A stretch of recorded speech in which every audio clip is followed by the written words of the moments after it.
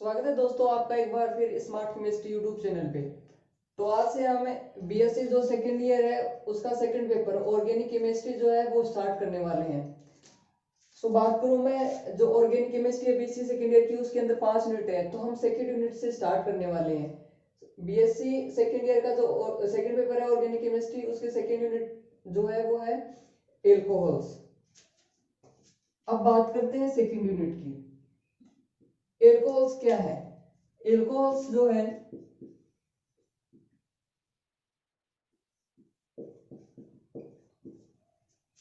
Alkene के किसी एक हाइड्रोजन परमाणु या दो हाइड्रोजन परमाणु या किसी भी हाइड्रोजन परमाणु का प्रतिस्थापन जब हम हाइड्रोक्सी समूह से कर देते हैं तो एल्कोहल का निर्माण होता है। जैसे मेरे पास एक सिंपल सा एल्केन है, इसमें 4 हाइड्रोजन परमाणु है। अगर मैं इसमें से एक हाइड्रोजन परमाणु का प्रतिस्थापन हाइड्रोक्सी समूह से कर देता हूं तो मेरे पास एल्कोहल का फॉर्मेशन हो जाता है।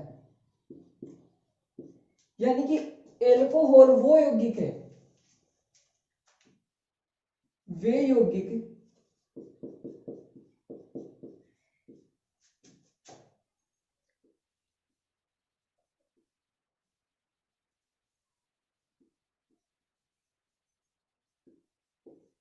जिनमें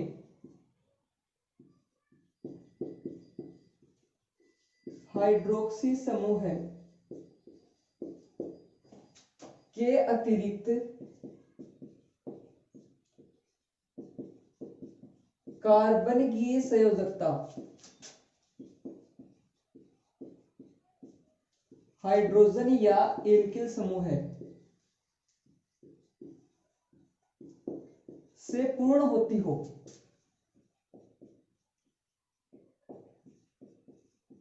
यानी कि जैसे ये कार्बन है, इस पे ये हाइड्रोक्सी समूह है।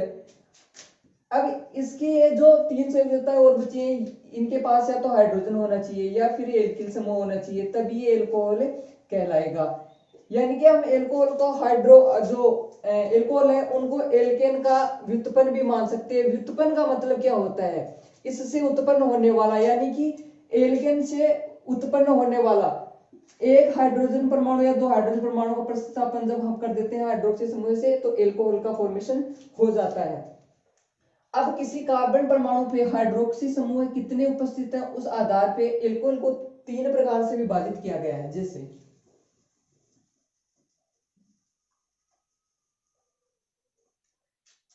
पहला जो है मोनोहाइड्रिक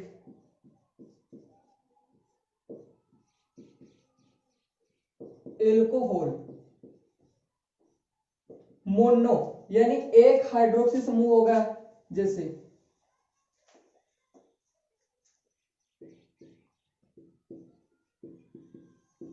इसी प्रकार मैं दूसरे टाइप की बात करूं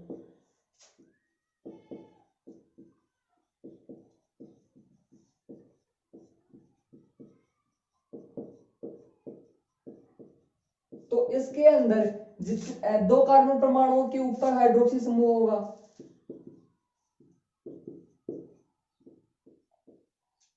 और जो थर्ड है वो है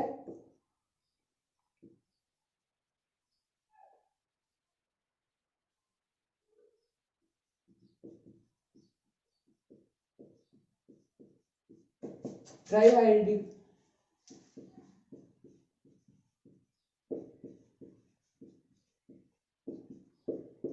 यानी कि ये जो कार्बन परमाणु है, जिस भी कार्बन परमाणु उस पे हाइड्रोक्सी समूह जुड़ा है उसकी जो संयोजकताएं शेष रह गई है उससे या तो हाइड्रोजन परमाणु अटैच होगा या फिर एल्किल समूह अटैच होगा, तभी ये एल्कोहल का फॉर्मेशन कर पाएगा। अब जो चौथा टाइप है वो है पॉलीहाइड्रिक। इसका एग्जांपल की बात करूं मैं मेनिटोल। इनकी जो स्ट्रक्चर है वो काफी कॉम्प्लिकेटेड हो जाती है। स्टार्ट करते हैं मोनोहाइड्रिक एल्कोहल से।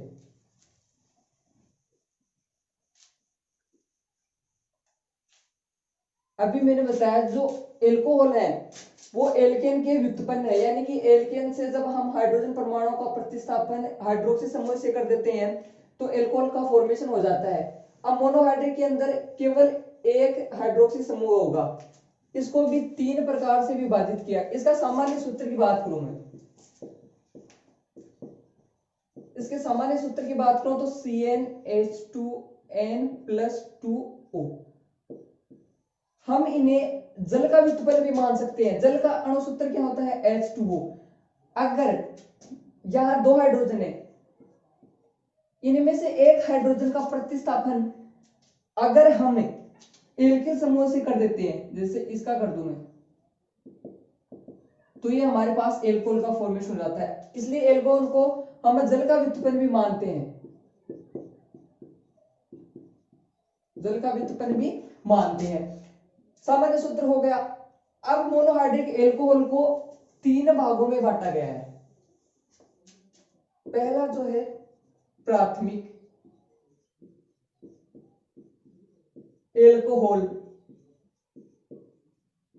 प्राथमिक एल्कोहल, अब प्राथमिक एल्कोहल कौन सा होगा? अगर हाइड्रोक्सी समूह है,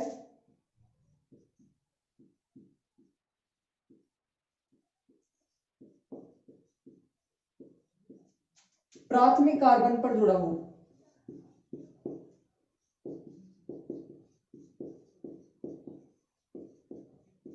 यानी कि हाइड्रोक्सी समूह की स्थिति के आधार पर इसको 3 भागों में बांटा गया है।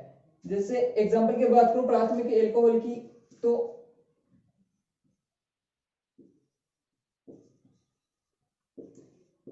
ये जो कार्बन है प्राथमिक कार्बन है, इसलिए हाइड्रोक्सी समूह प्राथमिक कार्बन पे जुड़ा है, तो ये प्राथमिक एल्कोहल। इसी प्रकार से मैं बात करूं सेकेंड टाइप की, द्वितीयक एल्कोहल। हाइड्रोक्सी समूह अगर द्वितीयक कार्बन पर जुड़ा हो तो वो द्वितीयक एल्कोहल। एग्जांपल देख लीजिए,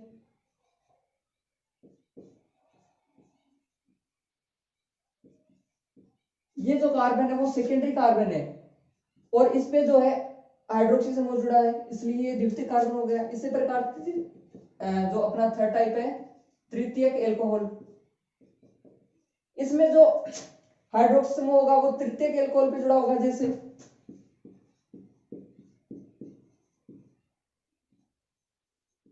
ये तृतीयक कार्बन है, ये इस पे हाइड्रोक्सी समूह है, ये तृतीयक एल्कोहल हो गया। इस प्रकार से एल्कोहल को, जो मोनोहाइड्रिक एल्कोहल है, उसको 3 टाइप हाइड्रोक्सी ग्रुप की पोजीशन के अकॉर्डिंग 3 टाइप्स में डिवाइड किया गया।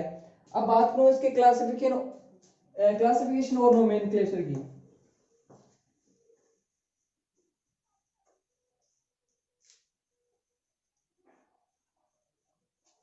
क्लासिफिकेशन की बात तो हमने कर ली, अब नोमेनक्लेचर की बात करते हैं, नामकरण की। नामकरण देखते हैं। जो अपनी रूट पद्धति है,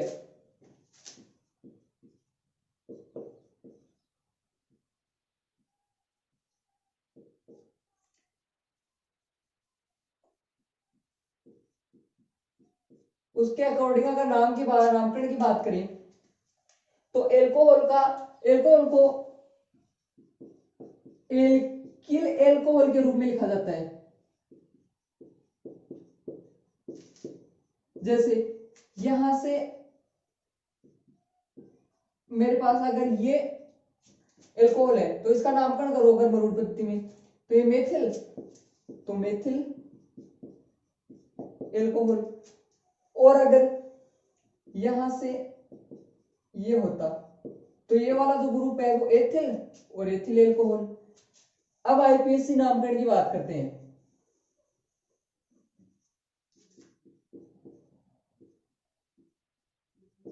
आईपीएससी पद्धति की बात करते हैं, इसके की पॉइंट्स लिख देता हूं मैं। सबसे पहले लंबी कार्बन श्रृंखला का चयन करते हैं। सबसे लंबी कार्बन श्रृंखला का चयन कर लेंगे। उसके बाद में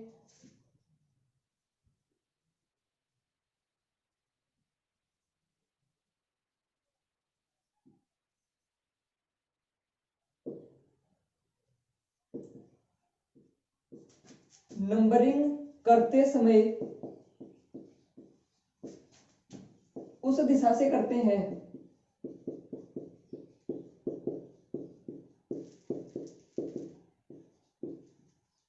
जहां से हाइड्रोक्सी समूह को न्यूनतम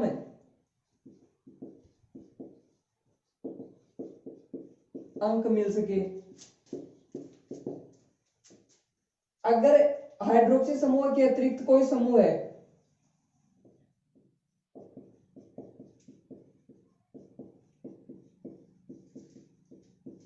कोई समूह जुड़ा है तो उसका स्थान गणितीय अंक से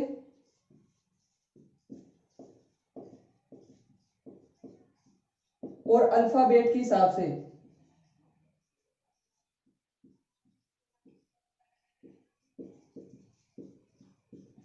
देते हैं।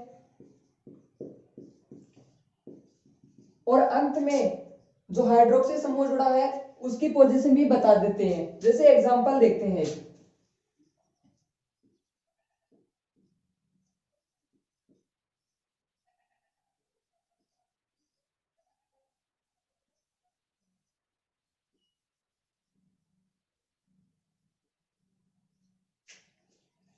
ये वाला मेरे पास एक एल्कोहल है। जब इसके नामकरण की बात करते हैं तो सबसे पहले लंबी कार्बन श्रृंखला का चयन करेंगे। सबसे लंबी कार्बन श्रृंखला ये है इसके अंदर। अब इसमें कोई अतिरिक्त समूह जुड़ा हुआ नहीं है, केवल हाइड्रोक्सी ग्रुप है एक। तो इसकी पोजीशन देखते हैं। नामकरण किसी भी साइड से कर सकते हैं, क्योंकि यहाँ पे अगर इस साइड से करते हैं तो 1 2 3, और अगर इस साइड से करते हैं तो 1 2 3, यानी कि किसी भी साइड से नामकरण कर लीजिए। जो हाइड्रोक्सी ग्रुप है वो सेम पोजीशन पे आ रहा है, इसलिए इसका नाम क्या हुआ, 2 प्रोपेनोल। आईपीसी पद्धति में एल्कोहल को एल्केनोल के रूप में लिखते हैं। जैसे एक और एग्जांपल की मैं बात करूं,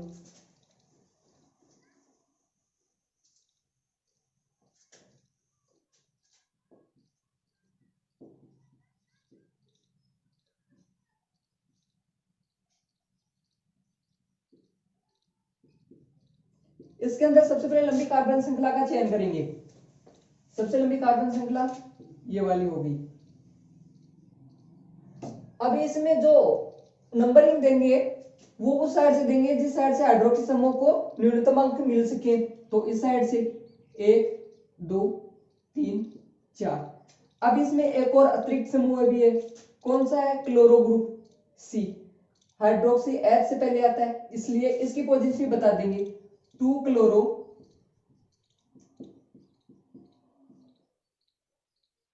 2 क्लोरो 2 ब्यूटेनोल। यहाँ 2 क्यों है, क्योंकि 2 नंबर पे हाइड्रोक्सी ग्रुप जुड़ा है, इसलिए 2 क्लोरो 2 ब्यूटेनोल। एक और एग्जांपल की बात कर लेते हैं।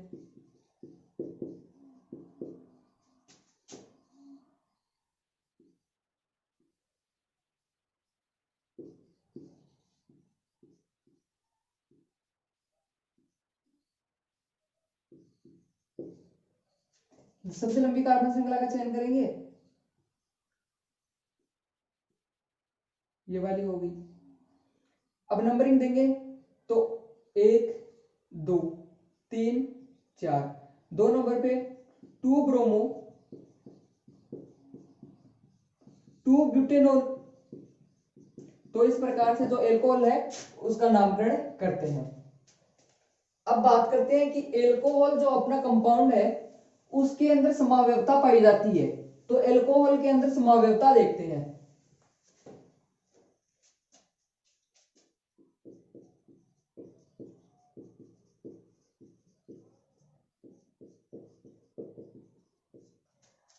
समावयवता की मैं बात करूं तो हमने बीएससी पार्ट फर्स्ट के सेकेंड यूनिट में समावयवता पढ़ा दी है, लेकिन एक बार बता देता हूं। समान कोई यौगिक है, किसी यौगिक के समान अणुभार यानी कि संरचना सूत्र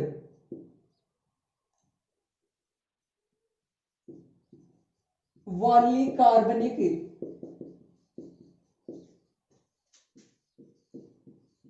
संरचनाएं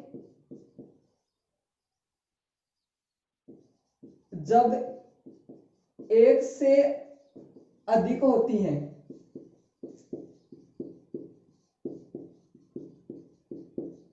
तो उन्हें संरचना समावयवी कहते हैं।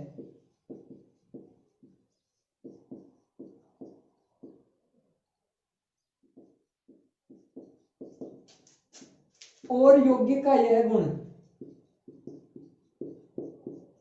समावयवता कहलाता है।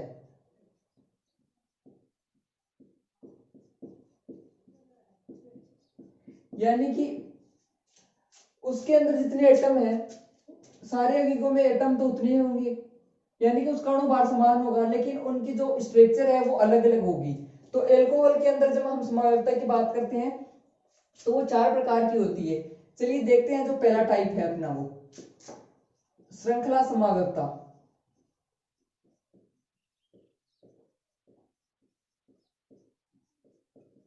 श्रृंखला समावयवता के अंदर क्या होगा, यानी कि श्रृंखला समावयवता कौन सी होगी? श्रृंखला समावयवता के अंदर जो हमारे पास यौगिक है उस स्ट्रक्चर में जो है वो अंतर होगा। जैसे एग्जांपल की मैं बात करूं, मेरे पास है ब्यूटेनॉल,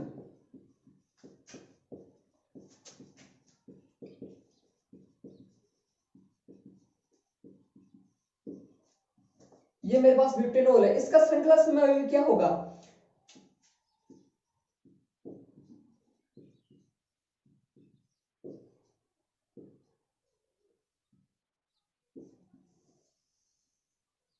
ये दोनों कार्बनिक संरचनाएं है वो आपस में श्रृंखला समावयवी, यानी कि इनके अंदर देखिए 1 2 3 4 4 कार्बन एटम है इसके अंदर भी 4 होंगे। 1 2 3 4। इसके अंदर हाइड्रोजन एटम देखिए 2 2 4 2 6 3 9 3 3 6 2 8 1 9। एक हाइड्रोक्सी समूह है, एक हाइड्रोक्सी समूह, यानी कि हाइड्रोक्सी समूह की स्थिति चेंज नहीं हो रही है, केवल इनकी जो संरचना है उसके अंदर चेंजमेंट हो रहा। तो ये जो है श्रृंखला समावयवता कहलाती है। अब जो नेक्स्ट समावयवता है अपनी, वो है स्थिति समावयवता। ये डेफिनेशन आप लोगों ने उतार लियो कि मैं इसे रिमूव कर देता हूं।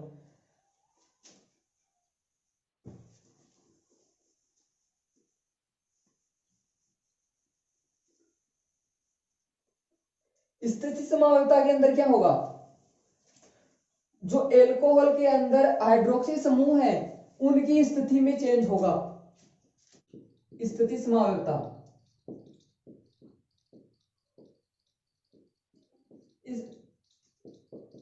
स्थिति समावयवता के अंदर क्या होगा? जो हाइड्रोक्सी समूह है उसकी स्थिति में अंतर होगा।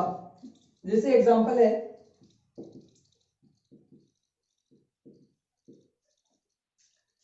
ये मेरे पास एक एल्कोहल है, तो इसका स्थिति समावयव कौन सा होगा? यानी कि इनके अंदर जो अणुभार इनका दोनों का सेम होगा। यहां पे 1 नंबर पे अटैच हाइड्रोक्सी समूह है, लेकिन यहां पे 2 नंबर पे जो हाइड्रोक्सी समूह है उसकी 2 नंबर पोजीशन होगी। ये स्थिति समावयव कहलाते हैं। अब जो तीसरा टाइप है वो है क्रियात्मक समावयवता। एल्कोहल ईथर के साथ स्थिति समावयवता दर्शाता है। कैसे? जैसे C2H5 एथिल एल्कोहल है, ये ईथर हो गया। यानी कि एथिल का जो स्थिति समावयवी है वो ईथर का ये कंपाउंड हो गया। इसके अंदर कार्बन 2 है, इसके अंदर भी कार्बन 2 होंगे। इसके अंदर जो हाइड्रोजन एटम है वो 6 है टोटल, इसके अंदर भी 6 और इसके अंदर भी ऑक्सीजन 1 ऑक्सीजन 1, यानी कि इनका अणुभार जो है वो बिल्कुल समान है, लेकिन जो इनका स्ट्रक्चर है, इनकी कार्बनिक संरचना है वो डिफरेंट होगी। अब जो नेक्स्ट समावयवी है एल्कोहल का,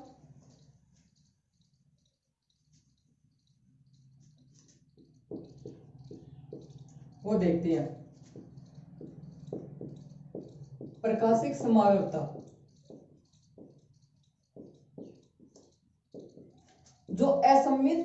एल्कोहल के अंदर जो असमित कार्बन होता है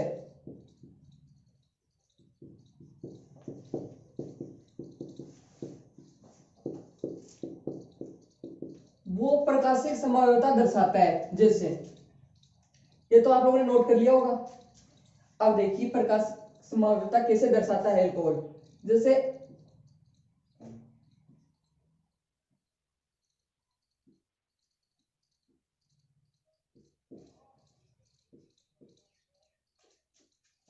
असमित कार्बन कौन सा होगा? ऐसा कार्बन जिसपे जुड़े चारों जो यानी कार्बन की वैलेंसी 4 होती है, तो वो चारों जो बॉन्ड बनाता है वो अलग अलग ग्रुप से जुड़ा हो। जैसे यहाँ अलग अलग ग्रुप से जुड़ा है, यानी कि ये जो है असमित कार्बन है। तो ये प्रकाशिक समावेवी कैसे बनाएगा अपना? ये दर्पण हुआ। तो यहां से देखिए इसका प्रकाशिक समावेवी,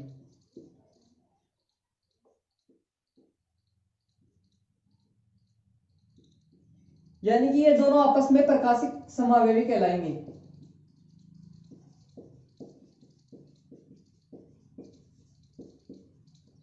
और ये जो गुण है इनका, ये प्रकाशिक संभाव्यता कहलाता है। अब बात करते हैं जो एल्कोहल है उसके निर्माण की विधियां, कि एल्कोहल जो है वो कौन कौन सी विधियों से बनाया जाता है।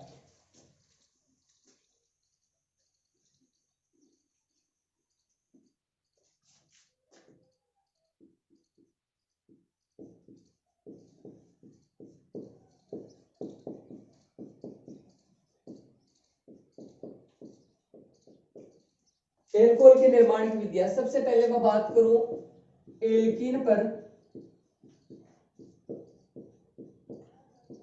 जल योजन से। जब एल्कीन पर तनु H2SO4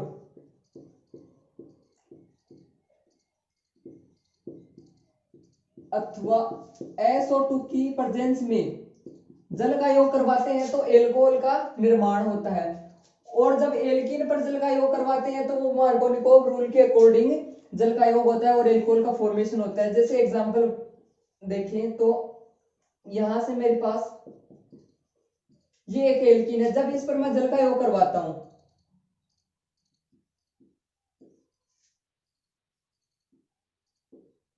डाइल्यूट H2SO4, अब ये तो सममित कार्बन है, इस पे जल का योग हाइड्रोजन किसी भी कार्बन पे जोड़ सकते हैं, हाइड्रोक्सो ग्रुप जो है वो किसी भी कार्बन पे जोड़ सकते हैं।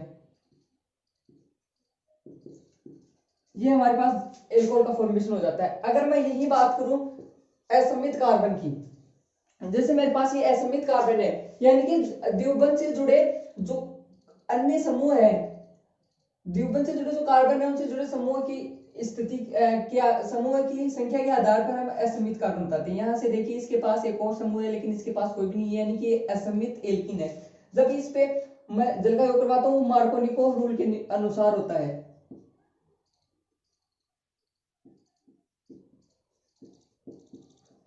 अब मार्कोनिकोव रूल क्या कहता है कि जब भी असमित कार्बन पर जल का योग करवाएंगे तो जो हाइड्रोजन है वो द्विबंध से जुड़े उस कार्बन परमाणु से जुड़ेगा जिस पर हाइड्रोजन परमाणु की संख्या ऑलरेडी ज्यादा हो, यानी कि इस पे जो है नेगेटिव इस पे पॉजिटिव, या फिर ऐसे कह सकते हैं जो पॉजिटिव वाली जो स्पीसीज है वो द्विबंध से जुड़े उस कार्बन पर जुड़ेगी जहां पे हाइड्रोजन परमाणु की संख्या ज्यादा हो, यानी कि इस बॉन्ड के इलेक्ट्रॉन इसके पास यहाँ पे माइनस यहाँ पे प्लस।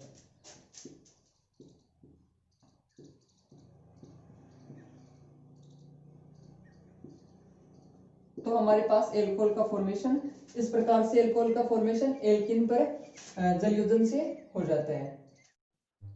अब बात करते हैं जो सेकंड मेथड है ग्रीनियर अभिक्रमक से।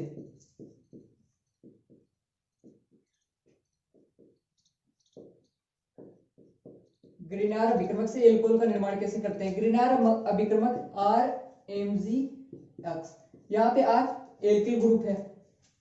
अब ग्रीनियर अभिक्रमक से एल्कोहल का निर्माण कैसे करते हैं देखते हैं।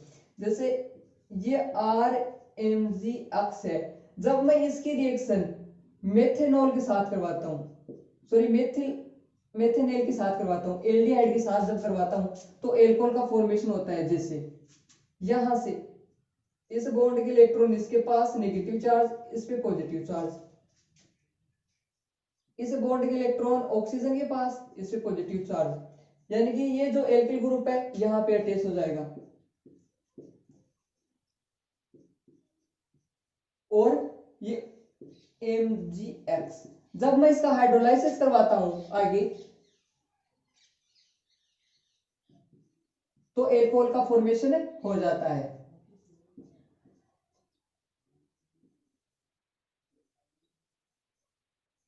यहां से मेरे पास एल्कोहल का फॉर्मेशन हो जाता है, साथ में MgX और ये वाला जो सब प्रोडक्ट है उसका फॉर्मेशन हो जाता है। अब इस प्रकार तो प्राथमिक एल्कोहल का निर्माण हुआ ग्रिनारा विक्रमक से। अगर हमें सेकेंडरी जो द्वितीयक एल्कोहल है उसका निर्माण करना हो, अगर द्वितीयक एल्कोहल का निर्माण करना हो, तो यहाँ पे जो मैंने एल्डिहाइड लिया है उसके अंदर ये जो 2 कार्बन वाला अगर मैं एल्डिहाइड लेता हूं, यानी कि एथेनेल लेता हूं, तो सेम प्रोसेस होगी। अब जो हाइड्रोजन था, यानी कि ये जो हाइड्रोजन है इसकी जगह एक और एल्किल ग्रुप आ गया। तो इस प्रकार से अब ये द्वितीय कार्बन पे हाइड्रोक्सी समूह जुड़ा है, यानी कि यहां से द्वितीय एल्कोहल का निर्माण हो गया। और अगर मैं जो एथेनेल है यानी कि एल्डिहाइड है उसकी जगह कीटोन ले लूं, जैसे यहां पर भी अब ये कीटोन हो गया,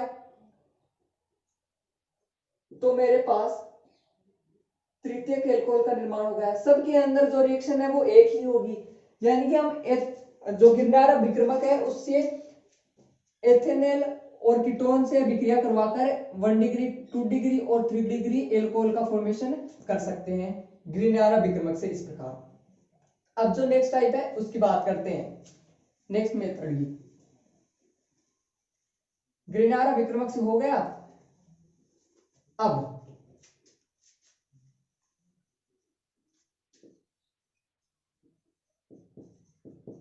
कार्बोनिल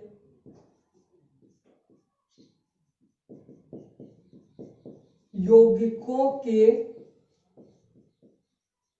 अपचयन से। अब कार्बोनिल यौगिक कौन कौन से होते हैं?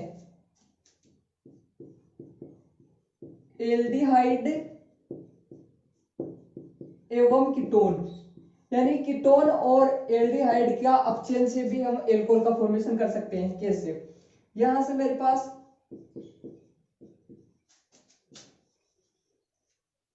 ये एल्डिहाइड है। अब जब मैं इसकी रिएक्शन निकल, पीडी, पीटी इनकी प्रेजेंस में इसका हाइड्रोलाइसिस करवाता हूं, तो एल्कोहल का फॉर्मेशन हो जाता है।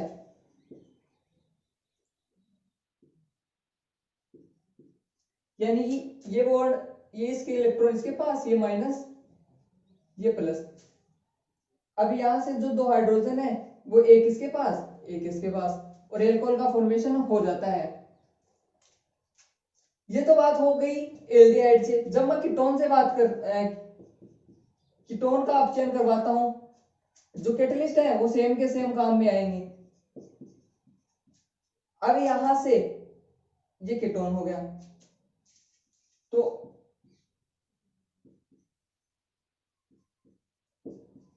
ये द्वितीयक जो मेरे पास एल्कोहल है उसका फॉर्मेशन कीटोन से, जब इसका अपचयन करवाता हूं तो एल्कोहल का निर्माण हो जाता है।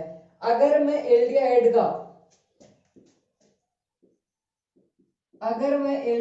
का अपचयन जो है वो सोडियम और एथिल एल्कोहल की उपस्थिति में करवाता हूं,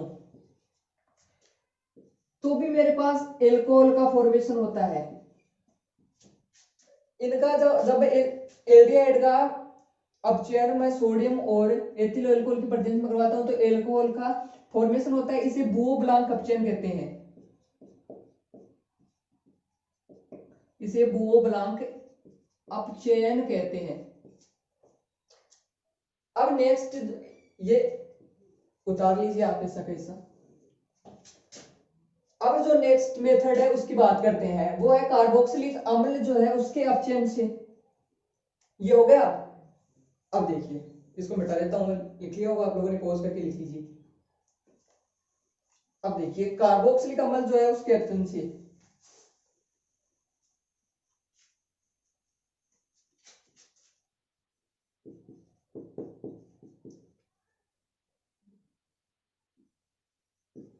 कार्बोक्सिलिक अम्ल के अपचयन से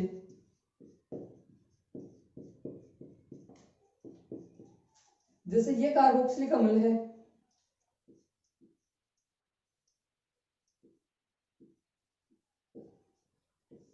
जब मैं इसका अपचयन लिथियम एल्यूमिनियम हाइड्राइड से करवाता हूं,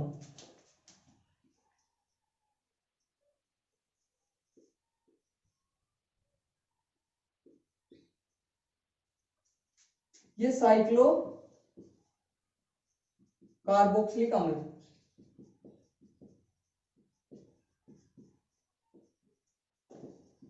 ये साइक्लो प्रोपेनोल, यहां से जैसे इसकी स्ट्रक्चर होगी,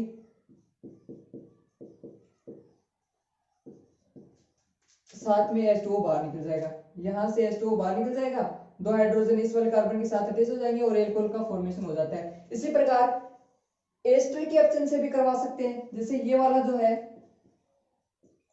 एस्टर, वो लिथियम एल्यूमिनियम हाइड्राइड की प्रेजेंस लेंगे।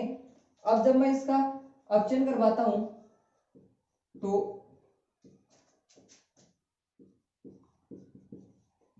कार्बोक्सिलिक अम्ल और एल्कोहल का निर्माण होगा। फिर से अगर हम कार्बोक्सिलिक अम्ल का अपचयन करवाएंगे तो भी एल्कोहल का फॉर्मेशन हो जाता है। अब जो नेक्स्ट मेथड है उसकी बात करते हैं।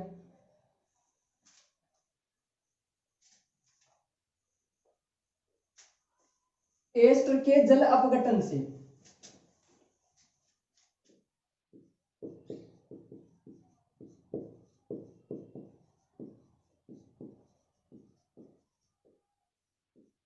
एस्टर के जल अपघटन से एल्कोहल का फॉर्मेशन कैसे करते हैं, यहां से ये वाला जो है एस्टर, जब मैं इसका जल अपघटन करवाता हूं क्षार की उपस्थिति में,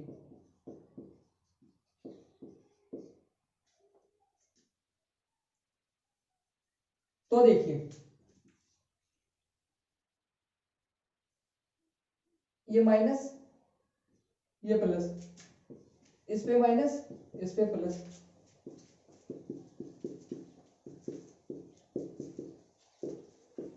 इस प्रकार से जब हम एस्टर का जल अपघटन करवाते हैं तो एल्कोहल का फॉर्मेशन हो जाता है।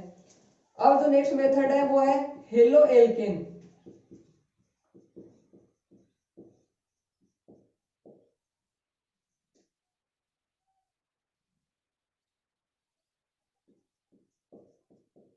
हेलो एल्केन से, अब देखिए हेलो एल्केन से एल्कोहल का फॉर्मेशन कैसे होगा। जैसे मेरे पास ये हेलो एल्केन है, जब मैं इसका जल अपघटन करवाता, सॉरी इसकी रिएक्शन जब मैं करवाता हूं सोडियम हाइड्रोक्साइड क्षार या फिर पोटेशियम हाइड्रोक्साइड, इन कैटलिस्ट की प्रेजेंस में करवाता हूं तो एल्कोहल का फॉर्मेशन हो जाता है। जैसे यहां से मेरे पास मिथिल जो क्लोराइड है, हेलो एल्केन वो है, साथ में पोटेशियम हाइड्रोक्साइड क्षार है, तो यहां से मेरे पास मेथिल एल्कोहल का फॉर्मेशन हो जाता है और पोटेशियम आयोडाइड का फॉर्मेशन हो जाता है। इस प्रकार से हेलो एल्केन से हम एल्कोहल का फॉर्मेशन कर सकते हैं।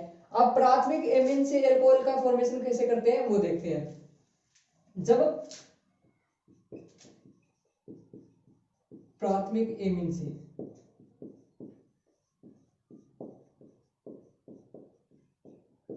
जब प्राथमिक एमीन की रिएक्शन, इसको मैं मिटा देता हूं एक बार, जब प्राथमिक एमीन की रिएक्शन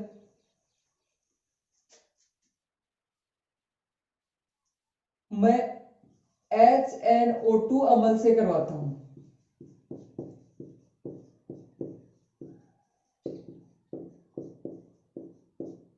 तो एल्कोहल का फॉर्मेशन हो जाता है। जैसे मेरे पास ये होगी RnH2, ये प्राथमिक एमीन होगी। मैं इसको इस प्रकार लिख देता हूं ताकि आसानी से समझ में आए। अब HNO2, इसको हम इस प्रकार से भी लिख सकते हैं,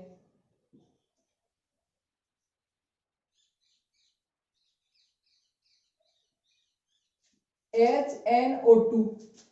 अब यहां से ये बॉन्ड, यहां से ये बॉन्ड टूट गया, यहां से ये, यहां से ये, यहां से हमारे पास जो अपना मेन प्रोडक्ट है एल्कोहल, उसका फॉर्मेशन हो गया। यहां से नाइट्रोजन बाहर निकल गया, नाइट्रोजन जो गैस है, और यहां से एक जल का अणु भी बाहर निकल जाता है। तो इस प्रकार से जब हम प्राथमिक एमीन की क्रिया HNO2 से करवाते हैं तो एल्कोहल का फॉर्मेशन इजिली हो जाता है। अब जो लास्ट बच गया अपना मेथड, वो है रेपे सिंथेसिस।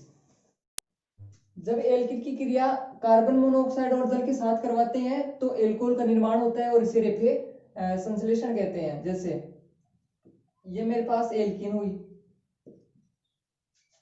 ये कार्बन मोनोऑक्साइड और ये जल, जब इनकी रिएक्शन करवाते हैं तो एल्कोहल का निर्माण होता है।